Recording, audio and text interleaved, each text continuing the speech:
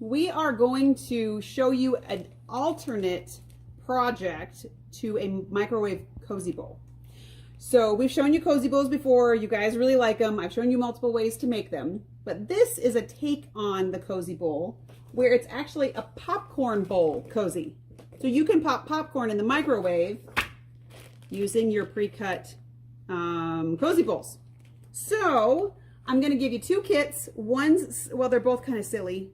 One's really silly and one's got kitty fabric on it. Your kit will come with fabric enough to make one popcorn bowl koozie. So it'll have both of the fabrics, a pair of the batting, and the pattern will all come in your kit. Now, if you just want to make regular bowl koozies with this, you can. You don't have to make the popcorn version. So your kits will make regular bowl koozies or the other popcorn tie-y ones. But your kit will come with two fabrics, two battings, one pattern, because you need two battings to make the one bowl. So if you want to take your kit and make two regular bowl koozies, then you can order a kit and then you can get extra battings and you can make two bowl koozies out of each fabric bundle. Okay, so there'll be two bundles, and in the bundles will be everything to make the whole thing. It's hard to put lots of really clear instructions on only 2 pages. So there's a couple of tips I'm going to give you that might make the pattern a little bit easier to understand. Your kit comes with the copy of the pattern though. So I'm going to show you a couple of ways, steps that I think could have been clearer in the pattern. That's why I chose this one. Plus, you guys have all made microwave cozy bowls, so let's make an alternate to that. Okay, so we're going to start with these pre-cut large bowl koozie pre-cut battings. First step. So I thought it might be fun, since we're going to make things radioactive, to start with radioactive green alien heads. All right, the pattern tells you how big to cut your first squares. You're going to cut 2 of each fabric. The pattern tells you how big to cut your 4 squares. The first tip I'm going to give you with working with the pattern: take away the top one. Take away one of each of the squares. So I'm going to take away the top fabric and the bottom fabric, because then my 2 middle ones are still lined up pretty nicely. Before you cut these in half, it's important that everything's lined up really evenly. You're going to want a really long ruler because you got to get across this whole square. And we're just going to cut from one end to the other on both ends. Make sure your points are lined up.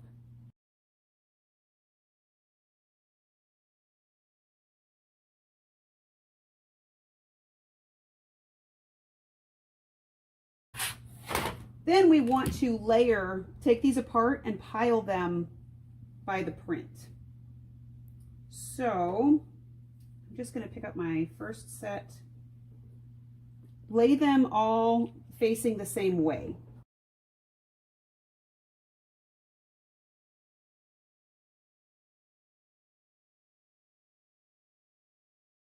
Again, I'm just going to try to give you a little bit of clarification on the pattern. The pattern's written fine. I think there's just a couple of steps that are implied.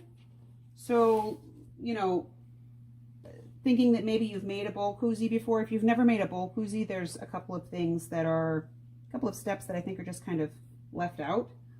But look at how fun this fabric is. I love this. Okay. All right, so we've got 2 piles. Make sure that your corners are lined up really well before you do this part. Like I said, it doesn't matter which fabric is fabric 1 or fabric 2. You just need to decide which one is which. So we're going to put 1 fabric face up and 1 fabric face down on top of this, because we're just going to cut this all at once. The pattern tells us how big we need to cut the bottom of our triangles. So I'm going to line up 1 line with the bottom of my triangle and then the size that I need to cut it on the left side. Okay, so everything's lined up straight. And then we're just going to snip off the end there. Okay, that makes these so that we can line them up and sew them. I'm going to lay all of my fabrics in a line like this. I'm really just going to sew this point to here, and then to here, and then to here. So we're going to make a long line of these triangles, okay? So I find that if I line these up where the bottom part is straight, I get a better angle over here. So I'm going to pin these all together so that I can sew them all at once. Okay, so we're going to put that one there and this one here, and you should have 4 pairs of triangles.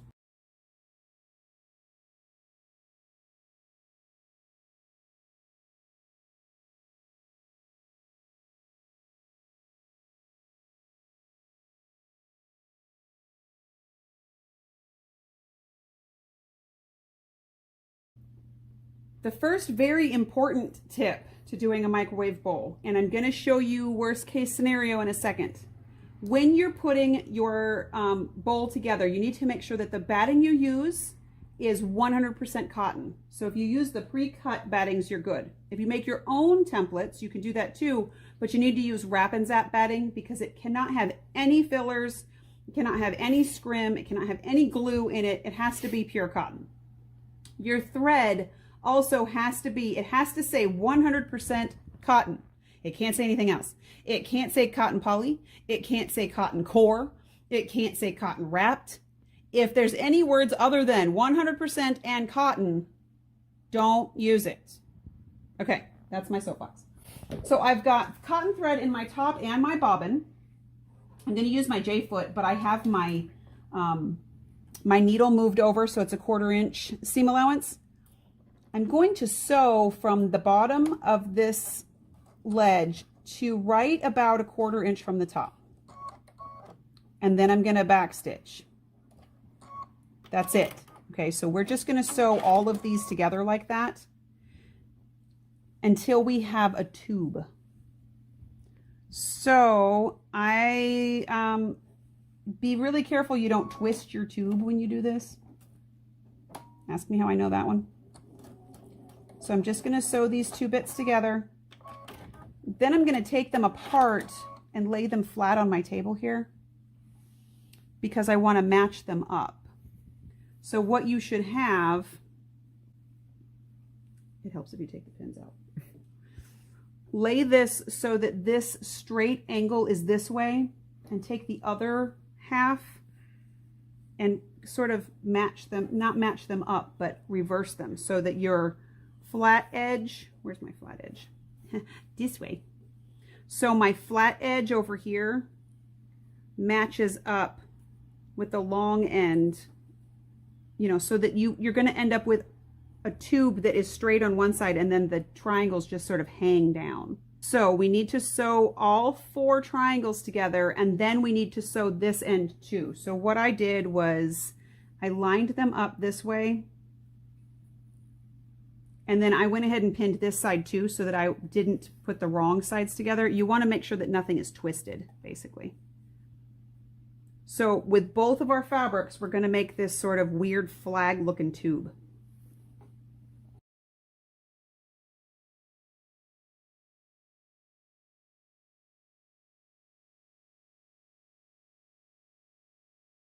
All right, now we're going to do that with both of our fabrics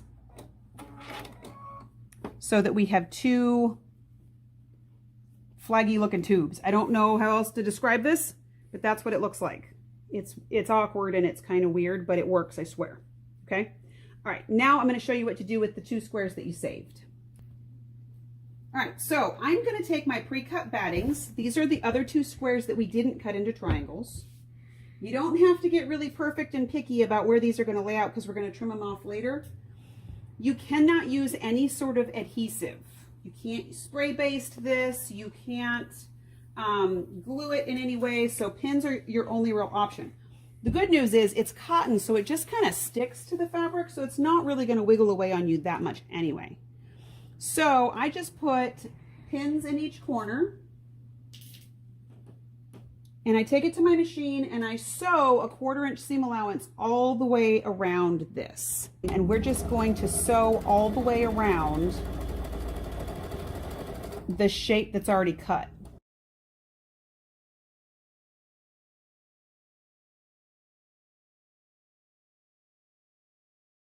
Now, one of the things that's really hard to notice or to keep track of when you're doing a 1/4 inch is when you have this sort of acute triangle, it's hard to know where a 1/4 inch is out here. It's further away than you think.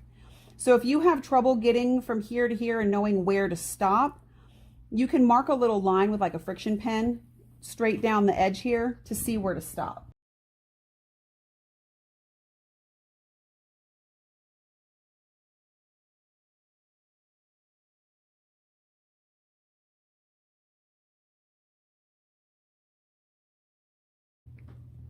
So I'm just going to pull all my pins out. You can just take your scissors and cut all the way around, but I find this to be faster. So I'm going to take my long ruler and I'll line it up on the straight sides of my batting and just hack all 4 sides off.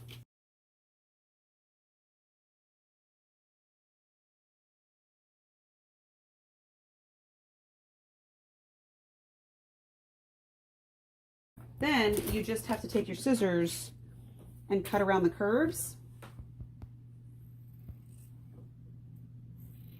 and then cut these V's out. It is easier to line everything up if you have it all straight, but don't overthink this part either. Now I'm just showing you with the one print, but you're going to do all of these steps with both of the prints of fabric. So part of what is not really talked about in the pattern is you want to take your side points here, line them up, and sew them shut. This is what gives you the bowl shape. And you do this with all 4 points. So now we've got an alien head bowl. The pattern suggests that you mark your corners. You can do that with an ink pen or you can do it with a pin. I prefer the pin because it's easier to see when you go to line them up.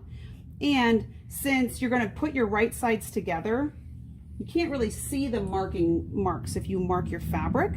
You can't really see it that easily, but the pin is easier to line up. So I do this after I sew them together too, because again, I want to mark it with a pin and it's really hard to put the pin in and then do all the sewing, especially since this fabric's kind of floppy. And I like these really long pins because I can rock them together really easily. So we're just going to mark all 4 of our middles of these, and then I'm going to show you some tricks for lining them up. All right, so yes, I know this is different fabric because this is the other fabric kit that we're going to show, so I thought I'd show you both of them. You want to match your seams. So you've got these seams here, and you can match them to the seams that are in your bowl. I like to put this is one of those times when I like to use the longer pins, and I like to put the pin on the inside because then I don't have to pull the pins out as I'm sewing. Since you're trying to match a straight line with a curve, pinning is important. And again, I know I've said this on lots of videos, I don't understand putting all the pins in and lining everything up just to take them out when it matters. So I'm going to line up my seams and I'm going to line up these 2 pins. This is why I like pinning instead of marking. So I'm going to line those 2 pins up and then I just pull one of them out and put it together. Okay. So once you have the pins on the sides and the pin in the middle, making this part match up is pretty easy because I know it seems weird that trying to match the straight line with a curved one, but it really is the same length. So then I just put a couple more pins in this space to hold it all together. Once you get this all pinned down, it's pretty easy to sew after that. I'm going to show you, I'm going to sew this one section for you so you can see how that works, because it seems like you would stitch a bunch of like puckers into it, but you really don't, because as long as you pin evenly, the fabric disperses itself really nicely. So this is another time that your pivot or your knee lift is going to be helpful. So I'm going to sew this curve and then I'm going to show you the next step. So I'm using the same seam allowance I've used this whole time. And I'm just going to run my foot right along the edge of where everything's pinned. Because I don't have to pull my pins out, my fabric can't get away from me. And see how flat everything lays? Because the batting is on the bottom side. It's kind of like putting a sleeve in where you're going to go around a curve and it seems like there's going to be puckers and divots, but there really isn't. So this is a good time to use your pivot or your knee lift. And when you stop, make sure your needle is staying down. Okay, that will help you from having weird jump stitches. And then when I get to where the seams line up, I also stop there and pivot to the next petal. Okay, so I'm going to sew this all the way around. All right, so here's an extra little tip too. If you take your cotton and lay it up so that the petal sticks out and then press your fabric toward the triangles, it's easier to maneuver the fabric in the next step. This part doesn't, it's not necessary. It's just one of those things that makes it easier to line everything up.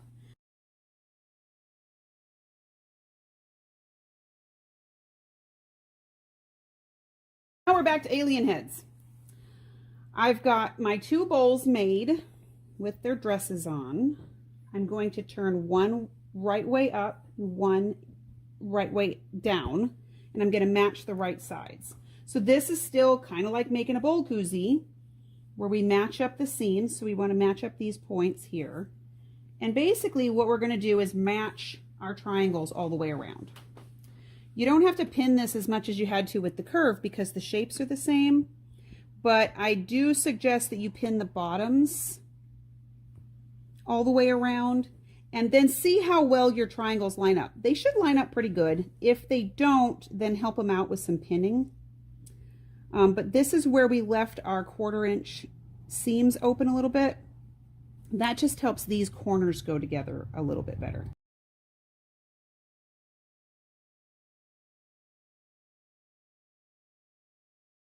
Okay, and then we're going to leave one section open for turning. My suggestion to leave open for turning is one of these long angles, like leave a good bit open, like a good 6 inches open, because you've got to turn all of this material through that one little opening. All right, so we have sewn all of our doggy ears onto our cozy bowl. I'm going to snip away these corners to get rid of the extra fluff. That's not crazy important because in this instance it doesn't matter so much that you have a nice sharp corner. I just like to be able to poke my corners out kind of crisply.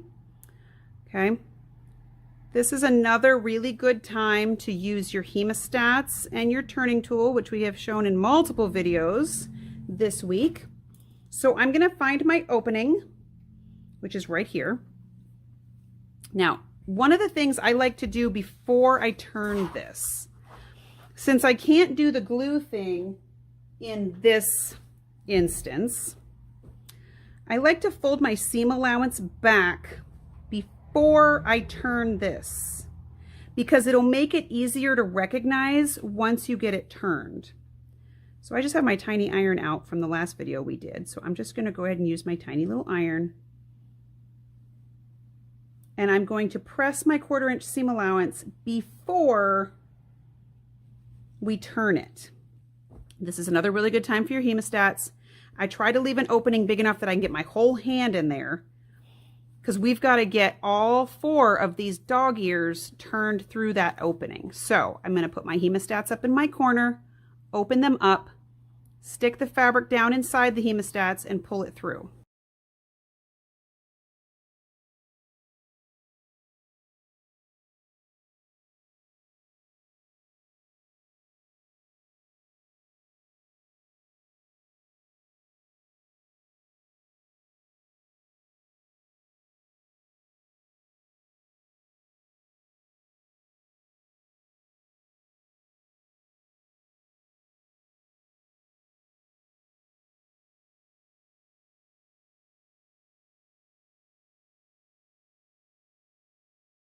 Then I'm going to take my turning tool, which we've also shown multiple times, and I'm going to take my hand again and push it all the way up into those, I'm calling them dog ears because they kind of look like floppy dog ears, and push my corners out.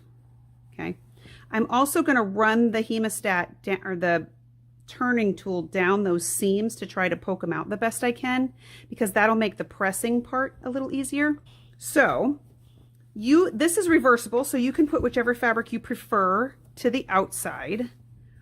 Then you want to press the edges of the ties so that the seam is to the outside. Now, as an option, you can top stitch all the way around this, which might be a good idea because you are going to tie these together. That's entirely up to you though.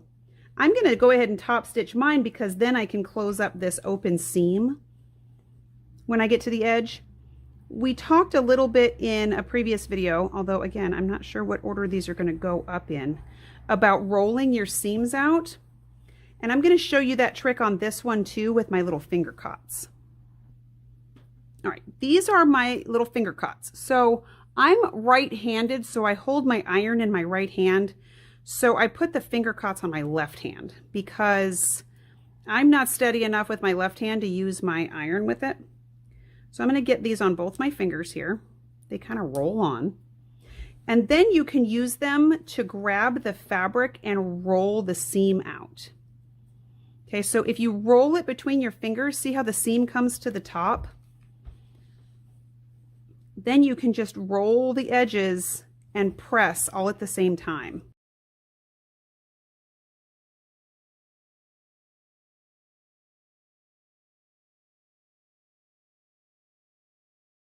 I have top stitched my seam closed and I went ahead and stitched around it. So that does give it kind of a cleaned up edge. I meant to bring Jordan's popcorn bowl in to show how this fits because it fits his popcorn bowl perfectly. So it's probably about an 8-quart mixing bowl that he always puts his popcorn in. So just for demonstration example, all I have is this sort of Rubbermaid thing that DJ uses. You're going to put your popcorn in here. The pattern has the recipe for how much corn and how much oil you put in. And then you just tie the tops shut like this over your popcorn. Tie a knot. And you just sort of crisscross them like a hobo bag. And then you pull the sides out so that it kind of covers the bowl. And then what that does is it keeps the steam from the popcorn in there and it's insulated in the bottom, and then you make popcorn. Like I said, Jordan's my popcorn fiend, so he did test this out. He said the popcorn was really good and it tasted great and it popped up really nicely.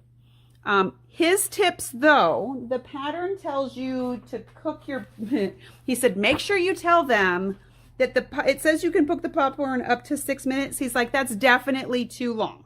So he said it took about 4 minutes, but the directions are really clear about how to pop the popcorn in your machine, in your popcorn cozy bowl.